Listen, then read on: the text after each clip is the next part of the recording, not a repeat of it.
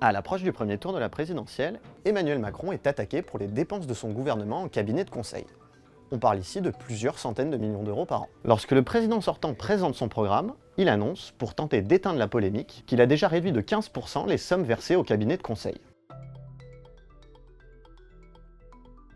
On s'est penché sur le rapport du Sénat qui a lancé cette polémique. Il précise que les dépenses en cabinet de conseil ont plus que doublé sous le quinquennat d'Emmanuel Macron. Elles sont passées de 379 millions d'euros en 2018 à 894 millions d'euros en 2021.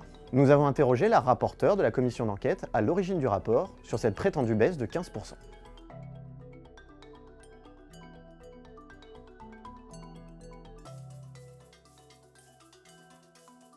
En fait, le président candidat s'est un peu avancé. Il s'agit en réalité d'une promesse pour l'année 2022. Elle figure dans une circulaire de Jean Castex. Et voici ce qu'on y lit.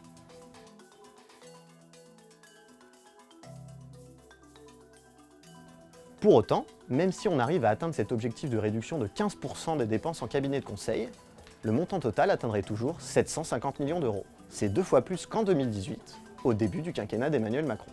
Vous pouvez retrouver notre article complet sur Objectif des Infox, et si vous tombez sur une publication suspecte ou douteuse, n'hésitez pas à la signaler à nos journalistes par l'intermédiaire de notre formulaire de contact.